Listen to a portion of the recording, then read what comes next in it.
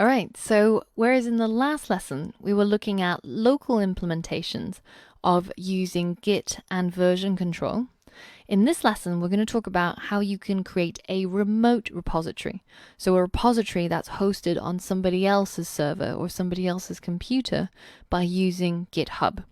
Now, most people would have heard of GitHub, and certainly by now you would have used GitHub many times in order to grab the skeleton projects that we've provided for some of the tutorials and challenges. So if you haven't yet set up an account on GitHub, then this is the time to do it. So head over to github.com and simply fill out this quick form to create an account on GitHub. So it's completely free, and all you need to do is just confirm your email so that you can access it. Once you've done that, go ahead and sign in. So once you've signed in, you should be looking at this page. And what we're going to do is we're going to create a repository inside the browser-based GitHub. So if you navigate to this top right corner and click that plus arrow, then you can select New Repository. And I'm going to call my repository, same name, I guess we'll call it Story. And let's give it a description. Let's say my masterpiece. Now, by default, all repositories that you create on GitHub are public. That means that anyone can see all of the files inside your saved repository. So everything that you commit to your remote repository or to your GitHub repository will be public. So if you don't want that, then you can select private, which requires a subscription on GitHub. But in most cases, if you're not doing anything that's top secret, or if you're not developing technology that is completely brand new, then having a public repository is not such a big problem. And on the other hand as well, you can see loads of other people's public repositories, and you can see, for example, how they structure their code, what is their style, and you can see how people do things. So for example, on GitHub, there are whole repositories on things like Swift Flappy Bird. So it's the entire implementation of Flappy Bird in Swift, and you can run it in your simulator, or you can also look through their code base to see how they did this. So this is the beauty of open source code, and as you develop in your journey of becoming a developer, then you might find that you want to contribute to other open source projects, help them out a bit, and work in a virtual team to try and contribute your knowledge and your programming skills. Okay, so now once I've selected public, the next thing is that I'm going to leave this part empty. I'm not going to initialize a README for my repository just yet. So the next thing is that I'm going to go ahead and click the big green button and create my repository.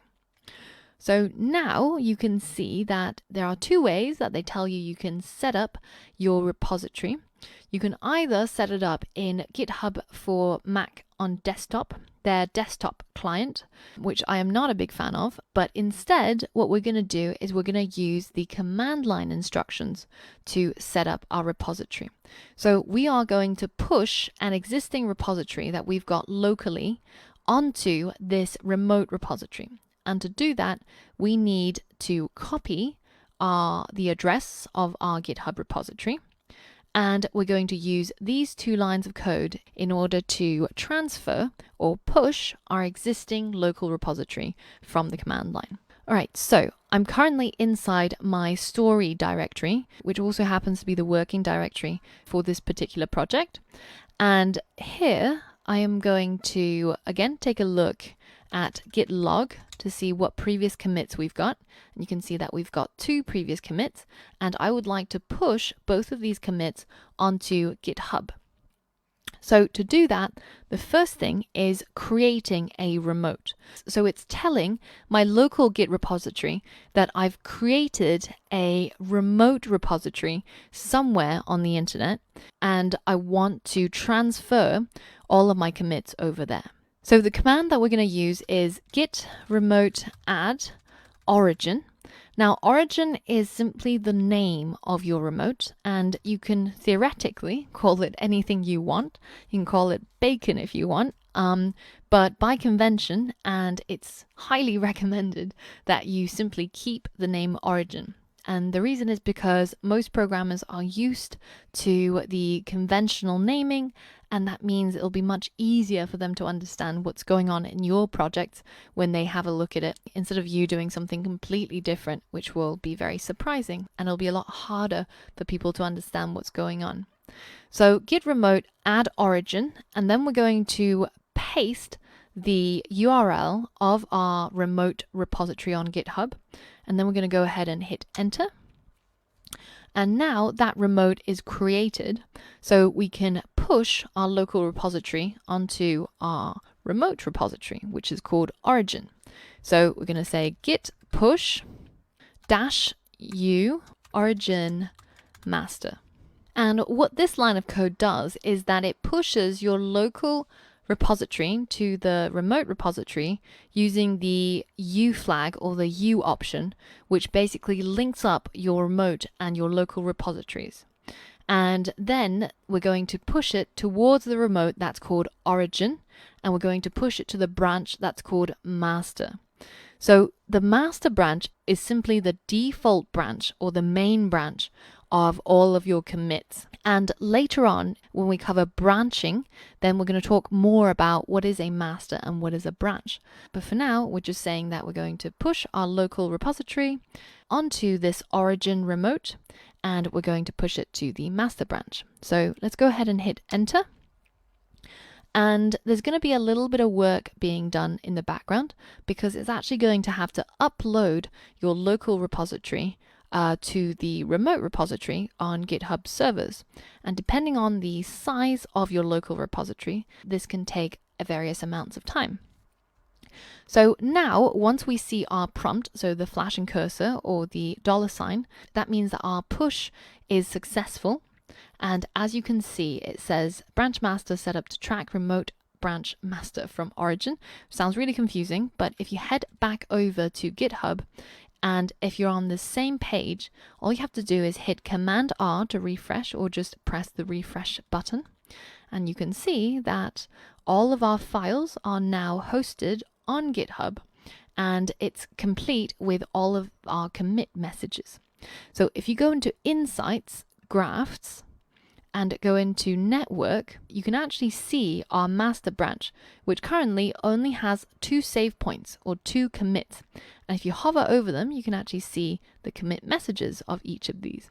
So as you build out your project, as you add more commits, either locally or pushing it remotely, or probably doing both, then you can see the progress of your files in your GitHub repository. So now you can see all of the code, if it's code file, or in our case it's just a text file, hosted on GitHub, and you can point anybody towards this. And there are actually cases where people do a lot of story writing using GitHub, just because it's so good at tracking your save points and being able to revert to previous versions in the past. So for example, if you head over back to the main page and you go to your commits, you can see both of those commits, when they were committed, and also if you click on it, you can see the version, you can see the changes that were made at those time points. So if we have a look at chapter 1, you can see this is all we had at the point when we made our first commit. So previously we said that we have a working directory, which is the directory where we initialized Git. Then we can push our files to a staging area where we can pick and choose which files we want to commit. Then once we're ready, then we can commit our files, or our save point, to our local repository. So once you've done a few commits, then you actually have this timeline of various commits. And this is called your master branch. So the master branch is your main branch of commit or save points, and it is sequential, and this is usually where your main progress is saved or committed. Now later on, we then introduced this idea of the remote repository. The important thing to note is that you can have a local repository completely in parallel with a remote repository. Check the differences between them, but you can also sync them so that they are the same. But you can also sync them or push things from your local repository to your remote repository. So in our case, the local repository is the Git file that we've got inside our story directory, and the remote repository is the Git directory that we've got inside our story directory. And the remote repository is GitHub, which hosts our code and also hosts all of the changes that were made in between the different commits. So we have this master branch of various commits, first commit, second commit, third commit, in our local Git repository. And when we performed the command git push, then that effectively pushed all of those commits, all of those various versions and changes and code pieces to our remote repository on GitHub. So that's what git push does. Now in the next lesson, I want to talk about using git ignore and how you can avoid uploading sensitive pieces of information such as API keys or passwords to your remote repositories, for example, GitHub. So all of that and more on the next lesson. See you there.